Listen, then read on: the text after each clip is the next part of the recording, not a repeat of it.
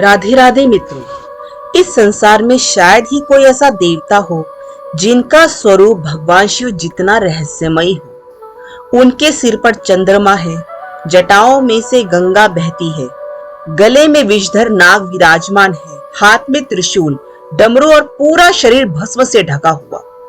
लेकिन क्या आपने सोचा है भगवान शिव भस्म ही क्यों लगाते हैं? क्या यह केवल एक परंपरा है या इसके पीछे ऐसा रहस्य छिपा है जो जीवन और मृत्यु दोनों का अर्थ बदल देता है?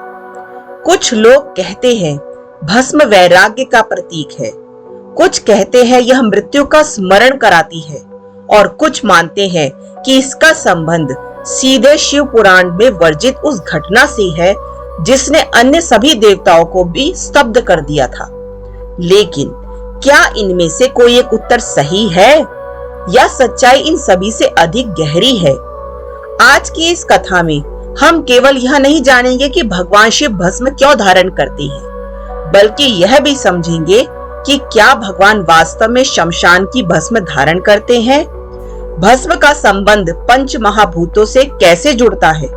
शिव पुराण इस विषय में क्या संकेत देता है और क्यों कहा जाता है कि जिसने भस्म का वास्तविक अर्थ समझ लिया उसके लिए जीवन का हर अहंकार स्वतः समाप्त होने लगता है।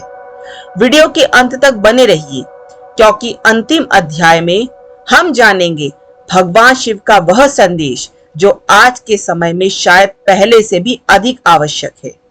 हर हर महादेव, आपका स्वागत है ज्ञान का संसार में। यहाँ हम सनातन धर्म, पुराणों के रहस्य, मंदिरों के इतिहास और आध्यात्मिक ज्ञान को केवल सुनते नहीं बल्कि शास्त्रों, परंपराओं और जीवन के अनुभवों की रोशनी में समझने का प्रयास करते हैं। अगर आप भी महादेव के अनन्य भक्त हैं तो कमेंट में एक बार अवश्य लिखिए हर हर महादेव। अब आइए शुरू करते हैं ऐसा रहस्यमय यात्रा जो हमें कैलाश से लेकर शमशान तक ले जाएगी। दोस्तों, अगर मैं आपसे पूछूं कि राजा की कल्पना कीजिए तो आपके मन में कैसी तस्वीर आएगी? सोने का मुकुट, चमचमाते वस्त्र, रत्नों से सजा हुआ सिंहासन, चारों ओर वैभव और असंख्य सेवक। लेकिन जब भगवान शिव को देखिए, वे कैलाश की बर्फीली चोटियों पर निवास करते हैं, बागंबर पहनते हैं, गले में सांप धारण करते हैं, हाथ में त्रिशूल रखते हैं और उनके शरीर पर लगी होती है भस्म।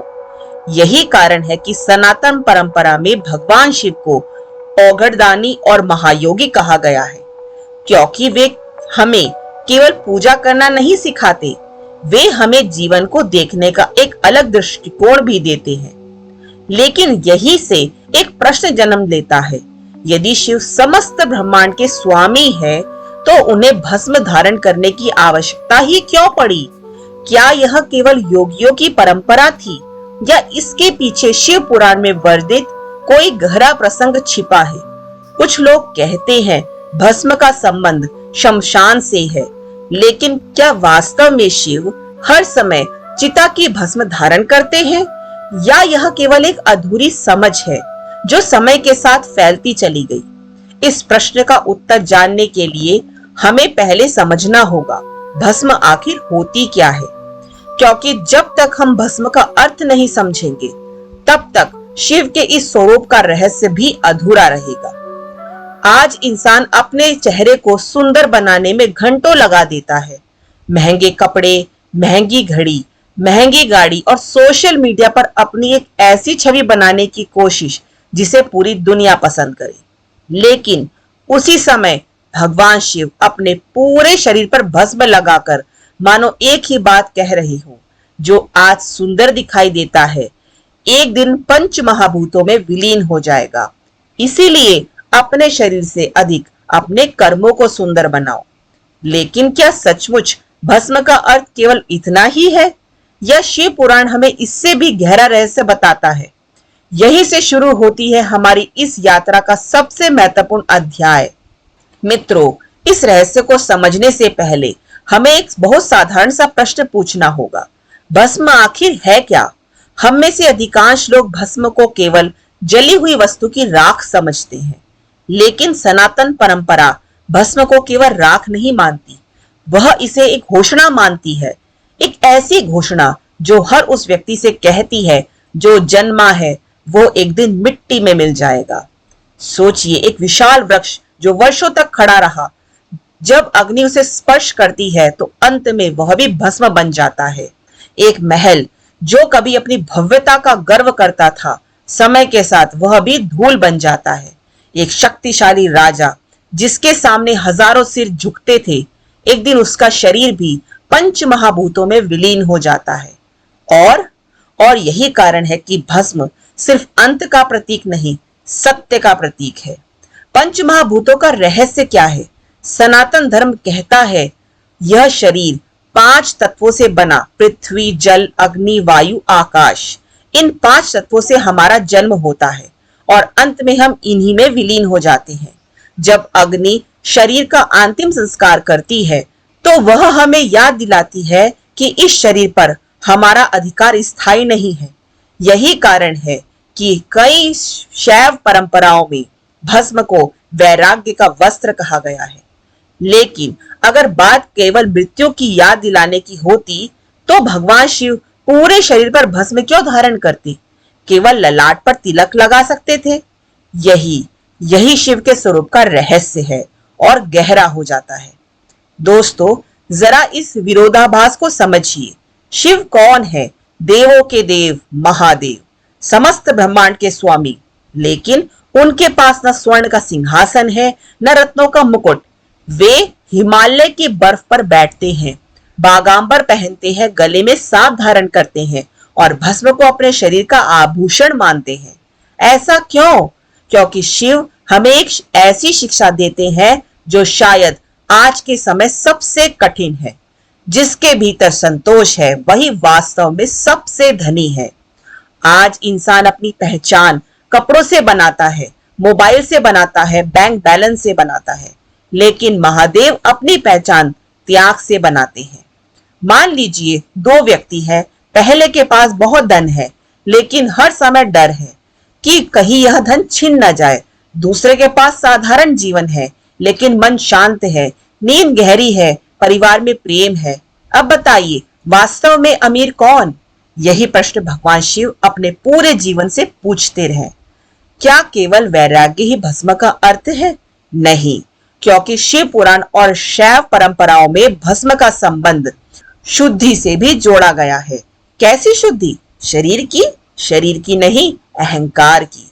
जिस दिन मनुष्य का अहंकार भस्म हो जाता है उसी दिन उसके भीतर शिव प्रकट होने लगते हैं। लेकिन अब सबसे बड़ा प्रश्न सामने आता है, यदि भस्म अहंकार का अंत है तो क्या कोई ऐसी घटना भी हुई जिसके बाद महादेव के इस स्वरूप का महत्व पूरे ब्रह्मांड ने समझा? क्या शिव पुराण इस विषय में कोई संकेत देता है? और क्या यही कारण है कि आज भी शिव भक्त महाशिवरात्रि और विशेष अवसर पर भस्म या विभूति धारण करते हैं? यहीं से इस रहस्य की सबसे महत्वपूर्ण परत खुलती है।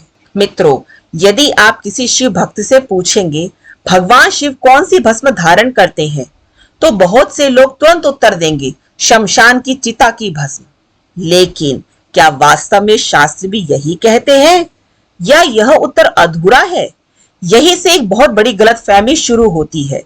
शास्त्रों की ओर चलिए तो सनातन परंपरा में भस्म और विभूति का अत्यंत महत्वपूर्ण स्थान है। शैव आगमों, भस्मजाबाल, उपनिषद तथा अनेक शैव परंपराओं में विभूति को पवित्र अग्नि से प्राप्त भस्म माना गया है, जिसे विशेष विधि से अभिमंत्रित कर धारण किया जाता है। अर्थात हर भस्म विभूति नहीं होती और हर राख पूजा योग्य नहीं होती। यही अंतर बहुत कम लोग जानते हैं। अब प्रश्न उठता है, यदि विभूति इतनी पवित्र है तो भगवान शिव को शमशान का स्वामी क्यों कहा जाता है? दोस्तों, शमशान महादेव का निवास इसीलिए नहीं कहा गया कि उन्हें मृत्यु प्रिय है, बल्कि इसीलिए क्योंकि वहां संसार का सबसे बड़ा भ्रम समाप्त हो जाता है। राजा हो या भिखारी, विद्वान हो या साधारण व्यक्ति, शमशान की अग्नि सबके बीच का अंतर मिटा देती है। वही अहंकार का अंतिम संस्कार होता है और शिव अहंकार के अंत के देवता है। रात का समय, चारों ओर सन्नाटा, शमशान में केवल अग्नि की लपटें हैं। कुछ समय पहले जिस व्यक्ति को लोग नाम, पद और प्रतिष्ठा से जानते थे, अब उसके लिए कोई पद नहीं बचा, कोई उपाधि नहीं बची, कोई अभिमान रह ही नहीं गया। केवल पंच महाभूतों की ओर लौटती हुई एक यात्रा। महादेव यही खड़े होकर मानो पूरी मानवता से कहते हैं, जिस अहंकार को लेकर तुम जीवन भर लड़ते रहे, उसका अंत यही है।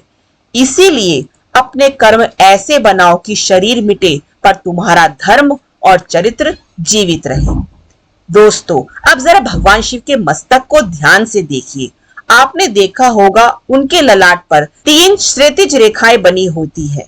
इन्हें त्रिपुंड कहा जाता है। लेकिन क्या ये केवल एक धार्मिक चिन्ह है? नहीं, इनके पीछे हजारों वर्षों की आध्यात्मिक परंपरा छिपी हुई है। शैव परंपरा में इन 3 रेखाओं की अनेक व्याख्याएं मिलती हैं। कहीं इन्हें 3 गुण सत्य, रज और तम का प्रतीक माना गया है, कहीं अज्ञान, अहंकार और कर्म बंधन पर विजय का, और कहीं यह संदेश मिलता है कि जब ये तीनों सीमाएं पार होती हैं, तब मनुष्य शिव की चेतना की ओर बढ़ता है। इसीलिए शिव भक्त जब श्रद्धा से विभूति धारण करते हैं, तो उसका अर्थ केवल माथे पर तिलक लगाना नहीं होता। वह अपने आप से एक वचन होता है, मैं अपने अहंकार को कम करने का प्रयास करूंगा, मैं सत्य के मार्ग पर चलने का प्रयास करूंगा, और एक दिन मुझे भी इसी शरीर को छोड़कर जाना है, इसीलिए मैं अपने कर्मों को श्रेष्ठ बनाऊंगा। आज की सबसे बड़ी विडंबना, हम अपने चेहरे की पहचान फिल्टर से बनाते हैं, लेकिन महादेव भस्म से अपना चेहरा ढककर हमें सिखाते हैं कि पहचान चेहरे से नहीं, चरित्र से बननी चाहिए। यही कारण है कि हजारों वर्षों बाद भी महादेव केवल पूजे नहीं जाते, बल्कि जिए जाते हैं। लेकिन क्या भस्म का संबंध केवल वैराग्य और मृत्यु से है, या क्या यह शक्ति का प्रतीक भी है? और शिव पुराण में वर्णित वह कौन सा प्रसंग है जिसे भस्म को आध्यात्मिक विजय का प्रतीक बना दिया? यही से इस कथा का सबसे गहरा अध्याय शुरू होता है। दोस्तों, यदि भस्म केवल मृत्यु का प्रतीक होती, तो क्या महादेव के शरीर पर उसका इतना महत्व कभी ना होता? भस्म एक और चीज का प्रतीक है, विजय। केवल किस पर विजय? दूसरों पर नहीं, स्वयं पर। और इस सत्य को समझने के लिए सनातन परंपरा में एक अत्यंत प्रसिद्ध प्रसंग आता है, देवताओं की चिंता। उस समय भगवान शिव गहन समाधि में थे, इतनी गहरी समाधि कि समय जैसे ठहर गया हो। उधर तारकासुर का अत्याचार बढ़ता जा रहा था। देवताओं को ज्ञात था कि भविष्य में उसका अंत शिव और पार्वती के पुत्र कार्तिकेय के हाथों होना है। लेकिन यदि महादेव समाधि से बाहर ही ना आए, तो यह कैसे संभव होगा? देवता चिंतित थे। उन्होंने विचार किया और अंततः कामदेव से सहायता मांगी। कामदेव जानते थे यह कोई साधारण कार्य नहीं है। वे उस योगेश्वर के सामने जाने वाले थे जिनका मन संसार के आकर्षणों से बहुत ऊपर उठ चुका था। फिर भी लोक कल्याण के लिए उन्होंने प्रयास करने का निश्चय किया। उन्होंने वसंत का वातावरण बनाया, फूल खिले, सुगंध फैली, मंद पवन बहने लगी, और उन्होंने अपना पुष्प बाण भगवान शिव की ओर छोड़ दिया। एक क्षण के लिए समाधि में हलचल हुई और फिर भगवान शिव का त्रिनेत्र खुल गया। उस अग्नि की ज्वाला इतनी प्रचंड थी कि कामदेव का स्थूल शरीर उसी क्षण भस्म हो गया। क्या यह केवल दंड था? नहीं। अगर हम इस प्रसंग को केवल क्रोध की कहानी समझ लें, तो उसका आधा अर्थ ही समझ पाएंगे। इस घटना का एक गहरा आध्यात्मिक संकेत भी है। कामदेव यह केवल एक देवता नहीं, बल्कि अनियंत्रित इच्छाओं का प्रतीक भी है। और महादेव का तीसरा नेत्र जागृत चेतना का। जब चेतना जागती है, तो अनियंत्रित वासनाएं स्वतः ही भस्म हो जाती है। इसीलिए यह प्रसंग केवल दहन की कथा नहीं, आत्म संयम की परीक्षा भी है। भस्म जो अहंकार को जला देती है। दोस्तों, एक प्रश्न अपने आप से पूछिए, हम सबसे अधिक दुखी कब होते हैं? जब हमारा कोई अपमान कर दे, जब कोई हमारी प्रशंसा न करे, जब हमारी इच्छा पूरी न हो, जब कोई हमसे आगे निकलने की सोचे, ध्यान दीजिए, इन सबका केंद्र क्या है? मैं। यही अहंकार है और महादेव हमें उसी मैं को देखने की शिक्षा देते हैं। एक छोटी सी कहानी सुनिए मित्रों। एक गुरु के पास दो शिष्य आए। पहले ने कहा, गुरुदेव, कोई मेरी इज्जत नहीं करता। दूसरे ने कहा, गुरुदेव, लोग मेरी बहुत प्रशंसा करते हैं। गुरु मुस्कुराए। उन्होंने दोनों को एक मुट्ठी राख दी और कहा, इसे हाथ में लेकर सोचो, 100 वर्ष बाद तुम्हारी प्रशंसा कहाँ होगी, तुम्हारा अपमान कहाँ होगा। दोनों शिष्य मौन हो गए। गुरु बोले, जब अंत में सब कुछ भस्म होना है तो अपने जीवन का सबसे बड़ा लक्ष्य प्रशंसा नहीं बल्कि श्रेष्ठ कर्म बनाओ। आज के समय सोशल मीडिया पर पोस्ट पर कम लाइक आ जाए तो लोग परेशान हो जाते हैं। एक नकारात्मक टिप्पणी आ जाए, पूरा दिन खराब कर दिया जाता है। लेकिन महादेव भस्म लगाकर मानो मुस्कुराते हुए कहते हैं, जिस पहचान के लिए तुम इतना चिंतित हो वह भी एक दिन समय की धूल बन जाएगी। इसीलिए अपने भीतर उस पहचान को बनाओ जिसे समय भी ना मिटा सके। भस्म का सबसे बड़ा रहस्य यह हमें डराना नहीं आई, यह हमें जगाने आई है। यह कहती है जीवन छोटा है, अहंकार उससे भी छोटा है, लेकिन अच्छे कर्म शरीर के बाद भी याद रखे जाते हैं। लेकिन क्या यही भस्म का अंतिम रहस्य है, या महादेव अपने शरीर पर भस्म धारण करके पूरी मानवता को एक अंतिम संदेश भी देना चाहते हैं? यही संदेश हमारी इस पूरी यात्रा का सबसे सुंदर निष्कर्ष है। दोस्तों, अब जरा इस पूरी यात्रा को एक बार फिर याद कीजिए। हमने जाना कि भस्म केवल राख नहीं है, यह एक दर्शन है, एक स्मरण है, एक चेतावनी है और एक आशा भी है। महादेव जब अपने शरीर पर भस्म धारण करते हैं तो वे हमें मृत्यु से डराना नहीं चाहते, वे हमें जीवन जीना सिखाना चाहते हैं। वे कहते हैं, जिस दिन तुम यह समझ जाओगे कि यह शरीर स्थायी नहीं है, उसी दिन तुम उन बातों पर दुखी होना छोड़ दोगे जिन पर आज अपना पूरा जीवन व्यर्थ कर रहे हो। जरा अपनी आंखें बंद कीजिए और सोचिए, आज से 100 वर्ष बाद क्या हमारा घर, क्या हमारी गाड़ी, क्या हमारा मोबाइल, क्या हमारा बैंक बैलेंस हमारे साथ होगा? नहीं, लेकिन एक चीज होगी, हमारे कर्म, हमारा व्यवहार, हमारे द्वारा दिया गया प्रेम, हमारे द्वारा किया गया सेवा का छोटा सा कार्य, यही हमारी सबसे बड़ी पहचान बनेगा। शायद इसीलिए महादेव रत्नों से नहीं, भस्म से स्वयं को सजाते हैं। दोस्तों, आज दुनिया में प्रतिस्पर्धा पहले से कहीं अधिक है।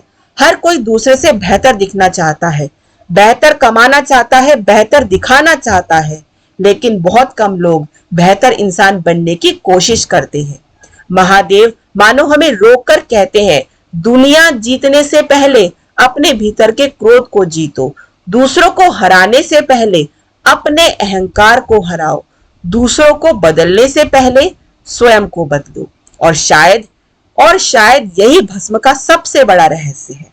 कैलाश की नीरवता आज भी हवा के हर झोंके के साथ मानो एक ही बात कहती है, जो आया है वह जाएगा, जो बना है वह मिटेगा, लेकिन जो सत्य, करुणा और धर्म के मार्ग पर चला उसकी पहचान समय भी नहीं मिटा सकता।